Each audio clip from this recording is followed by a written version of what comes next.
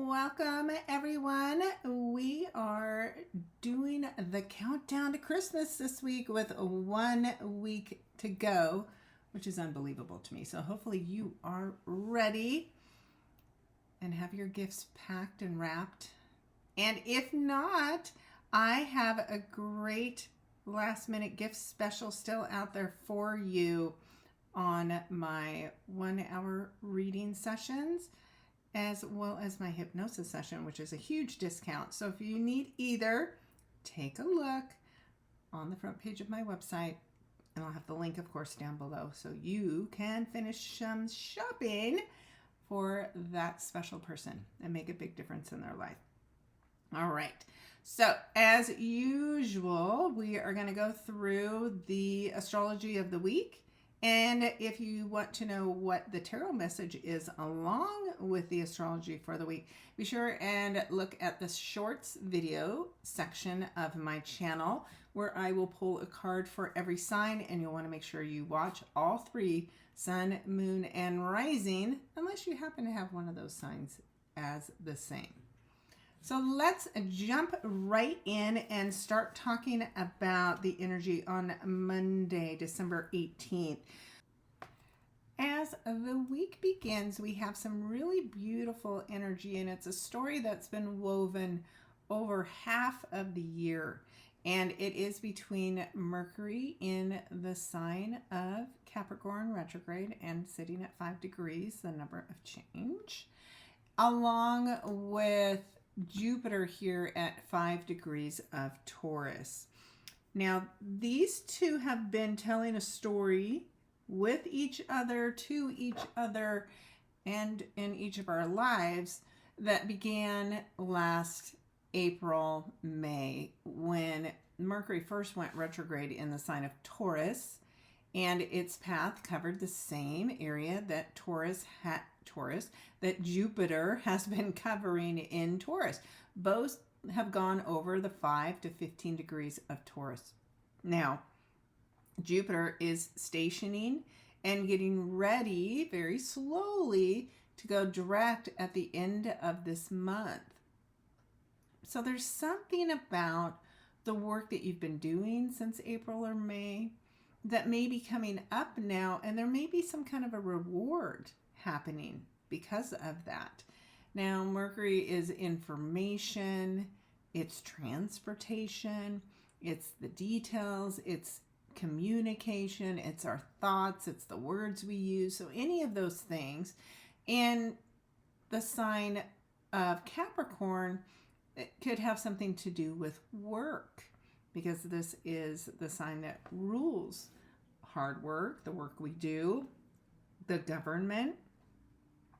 So something related to those topics may be coming up. And when this planet speaks to Jupiter, whatever is being discussed is being expanded. It's being made bigger. A growth opportunity is presented to you based on something in the past, with both of these being retrograde, that you really want to consider and decide if you're going to take advantage of this opportunity, this big, huge growth opportunity that can be presented to you. Now, Jupiter can be a planet of big blessings.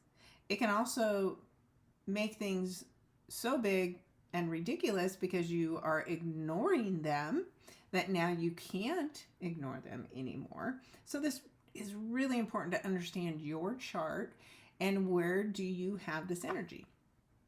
So for instance, if you were Capricorn rising, you would notice that this person will have Mercury right on the cusp of their 12th house and first house. Now that 12th house energy can bring things to the surface so that you will see them. This can be communication from the other side, your subconscious mind, and then they would have this Jupiter energy in the 4th house of home and family.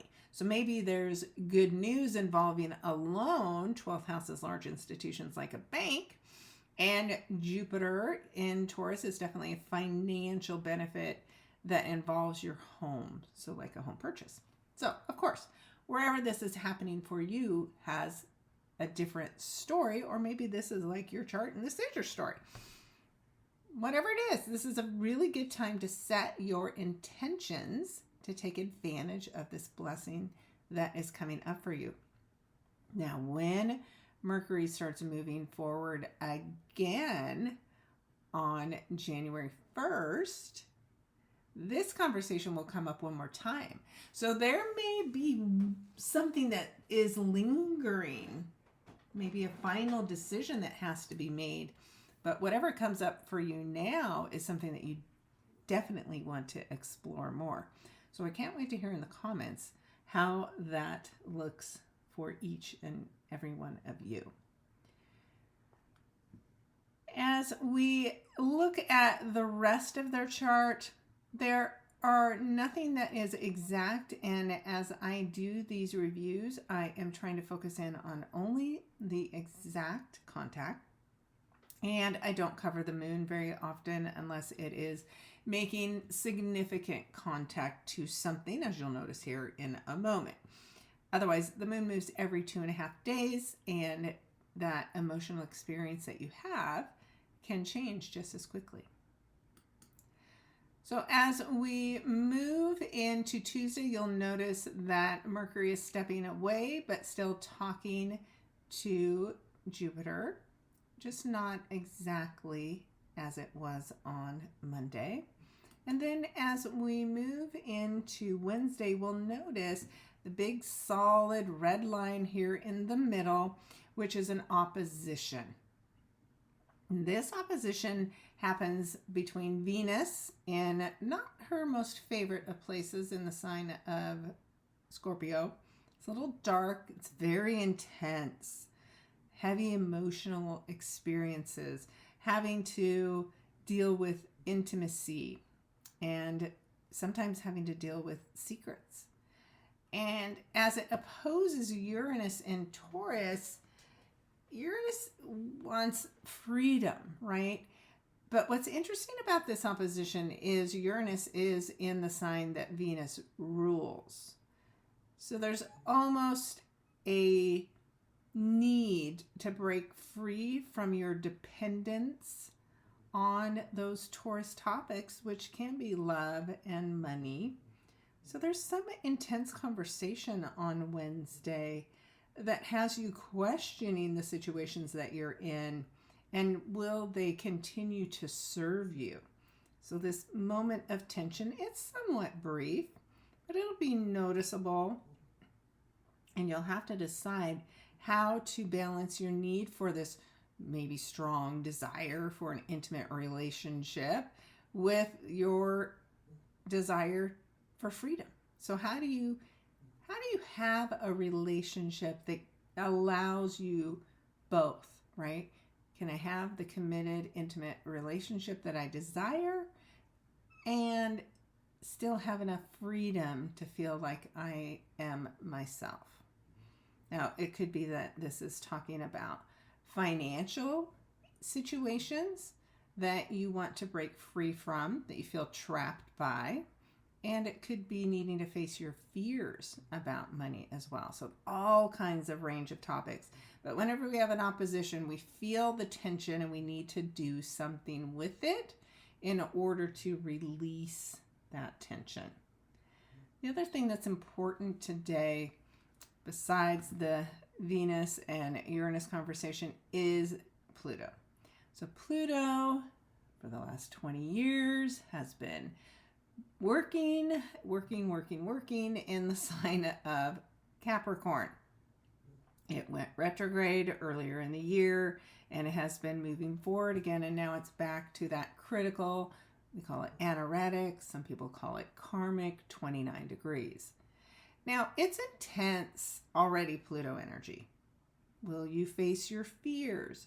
Can you transform your fears into a strength? Can you have your Phoenix rising moment? Pluto moves very slowly, so the work isn't sudden and shocking like Uranus is, right? This is a quick argument between this Uranus and Venus energy where Pluto is, smoldering and gives you really time to feel all the way into and through whatever is showing up for you. So this for the collective, for instance, Capricorn is about governments, their restrictions, and the need for them to change and transform. So the prospects between now and about the middle of January for us to see some major changes and struggles where governments are concerned, government leaders are concerned. More government leaders may be changing roles, maybe stepping down. Those will be the themes. And then again, what's your journey been with Pluto as it has been working on these last degrees of Capricorn for you? So again, wherever this is in your chart, you've been working on something this year, and this is the last of that work. We will then see Pluto around the 20th move into the sign of Aquarius, which becomes, instead of government having all the power will move to the people. The power will move to the people, though, and need to be transformed. So we have 20 years to learn what that means. How do we come together? How do we deal with the internet? Lots of things going on there. And you can think back to March, which is when we had Pluto first dip into the sign of Aquarius for a couple of months between March and May. You started to see whatever those themes were going to be for you. But again, unless it's making direct contact with one of your personal planets, you may not notice it as much. This is energy that is hidden and beneath the surface, but very intense. But you look back on that time to get some ideas of what was going on and what we might see differently. Now, remember, this is a planet of death and transformation. So it does mean in order for us to transform, we do have to let something go. Some things have to die. Some things have to change significantly. So we're going to see that, like I said, between now and mid-January. So right at this moment on Wednesday, Pluto will pop into that 29 degrees, and we'll have to see if we notice the shift. All right, let's move on to Thursday. On Thursday, we have a lot going on. You will notice, for instance, that this 29 degree in Sagittarius is getting activated by the sun as it will finish its time in the sign of Sagittarius. Now, again, that means there can be some critical energy. The last degree, I like to think of it as this is your final exam. Have you experienced? Have you learned? Have you grown, right? Sagittarius energy wants you to grow and expand. With Jupiter, wants you to learn, gain knowledge, travel. It can be about foreign countries and foreign people. There can be something critical that is happening in a foreign country as a result of this intense energy. But of course, we have this every year, so it's not something completely unexpected. But this will be the last of that fun, fiery energy before tomorrow we have the winter solstice and the beginning of winter, of course, and the shortest day of the year. We have a lot to talk about on this tomorrow, so we'll dive into that in a few minutes here. But also today, we have some pretty interesting energy with that Mercury retrograde. Now it's back all the way to 2 degrees. It's picking up steam. And it is speaking in a sextile to Saturn, which started moving forward again a bit ago. And so Saturn and Mercury combined can give you a plan, right? Saturn has the big idea, the plan that you need to execute. In the sign of Pisces, it can be about you setting good boundaries, right? Using your voice to set some kind of boundary for you. And it also can have something to do with gaining work, Saturn is the ruler of Capricorn. So when it's talking to Mercury that's in its home sign, the conversation is more important, more intense.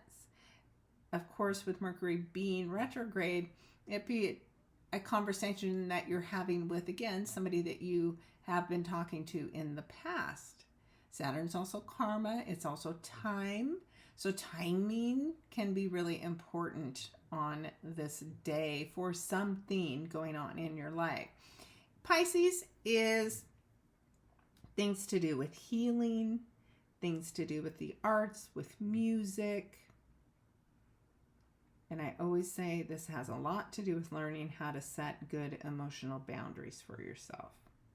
So that's one of the things going on this day. The other is, I mentioned earlier that I don't talk about the moon a ton just in these videos because it moves so quickly. But on Thursday, you'll notice that the moon for a bit will be having a conversation with the nodes. Now, the nodes are fated points that are just a mathematical equation around the moon's orbit. They bring us fated events. So when the moon joins with the north node is where we're supposed to be heading. The north node in Aries is about our strength, our independence, our fighting spirit. Now, of course, wherever the north node is, we have the work of the south node, which is what we are learning to let go of. And of course, Libra is about relationships. It's about justice, fairness, balance. So there can be something emotionally we have to let go of, but it isn't easy, right? And opposition means there's a bit of a challenge. Could be a relationship that's challenging our independence. But emotionally, we are not going to be comfortable staying stuck. So there's some need for some emotional breakthrough to happen on Thursday. Now, some of that might show up because of the conversation that we have Mars in the sign of Sagittarius having with Uranus, we talked about earlier, in the sign of Taurus. Now, it's still opposing Venus, still has the red line, right? But it's making this weird, odd, uncomfortable angle to Mars. So there's something that you need to do. Mars is about taking action as a result of this need to break free of something where you feel trapped and tangled. And it isn't easy. The inconjunct angles are just, they're odd, they're awkward, and they don't feel good. So you definitely feel motivated to do something, but just remember to be careful. This is one of those days where weird accidents can happen because you're feeling so stressed out. You're trying to rush to get away from this uncomfortable feeling. So just stay aware of that. And if you're feeling like you're in a really difficult relationship situation because of, the Venus opposition here too, bide your time. Do you have to have the conversation on this day? Can it wait? Can you deal with your trigger and come back to this later? Maybe. All right.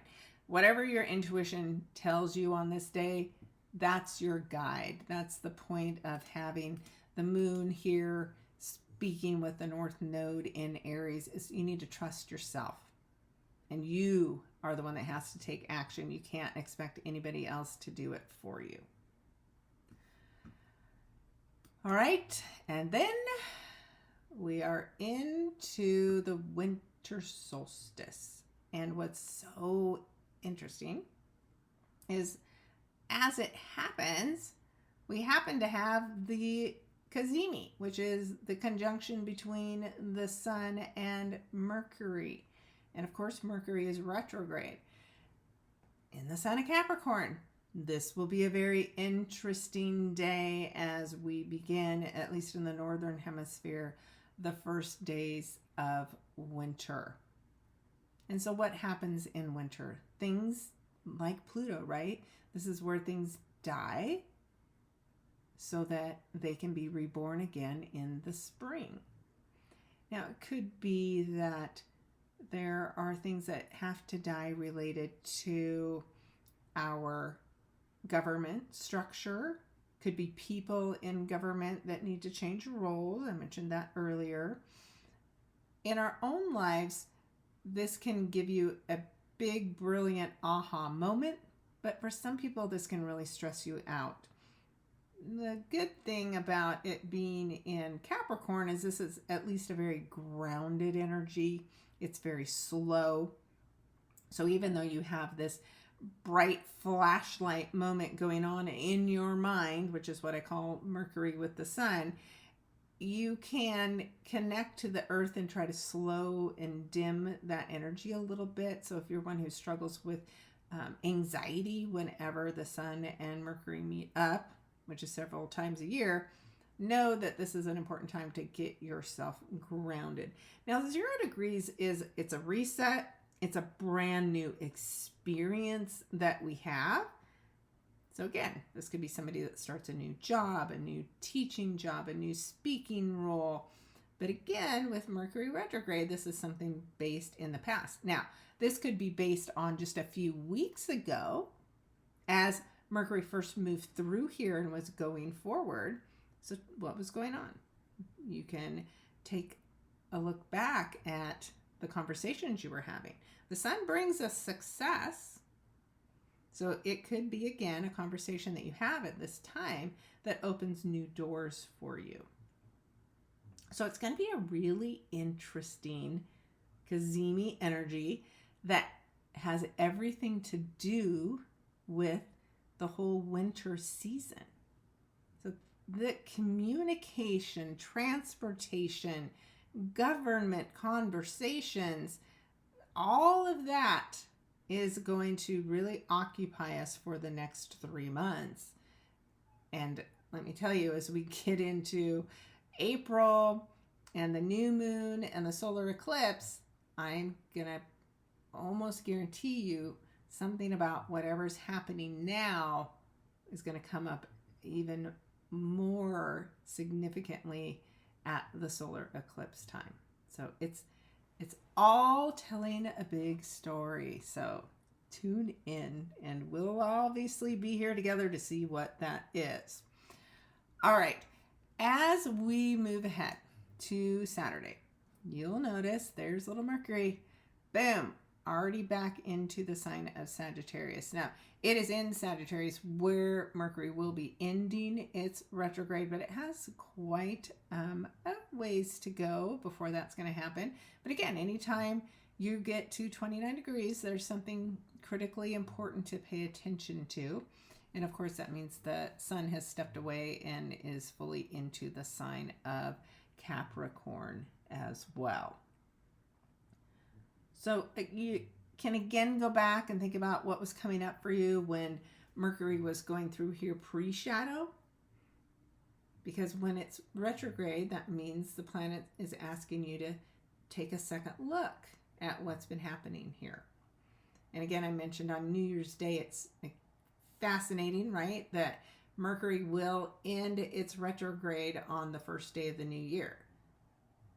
That is going to be an important theme to pay attention to all year long.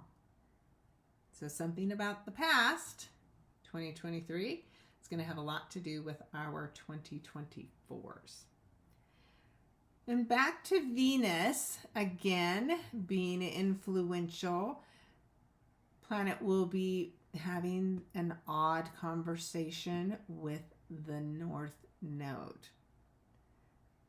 Strange romantic interludes, strange attractions, money opportunities that come up out of nowhere. This is you deciding what you want from love, what needs to change. It's a very intriguing and interesting fated conversation. Now, fate is about your independence and what you want. And so maybe you're deciding what you want from love looks a lot different than you've experienced in the past. could be meeting up with fated lovers from the past in a weird way where you bump into people in unexpected ways. The other thing that we will see here is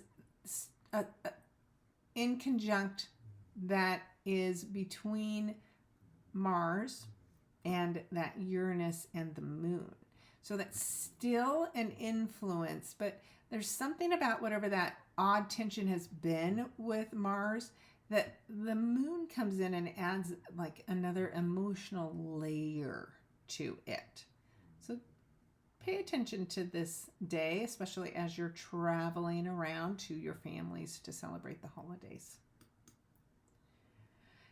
And then it is a Merry Christmas Eve on Sunday, of course, December the 24th. And things get interesting on this day as we have the sun in Capricorn having a very positive conversation with Saturn. In, of course, Pisces, while it speaks to the sun in its home sign, Saturn is very influential. This could be positive conversations with older family members. This could be, again, some kind of positive conversation between government leaders. But for you individually, you're feeling maybe just happy and successful about where this year has led you. So that's going to be an interesting day. Of course, it's happening on a Sunday here, but that doesn't mean it won't be noticeable. You got two big powerhouses of the zodiac speaking. It's an important conversation, but sometimes the sextiles are also very subtle. So pay attention to maybe what's not being said as well. And then we will see for next week what the conversations will look like for Christmas Day and into the new year. And then, oh my God, it's 2024, people. So the rest of the year is flying by. So be sure and tune in for next week. And I'm certain I'm going to have it posted early this week so as not to bog people down with information over the actual holiday.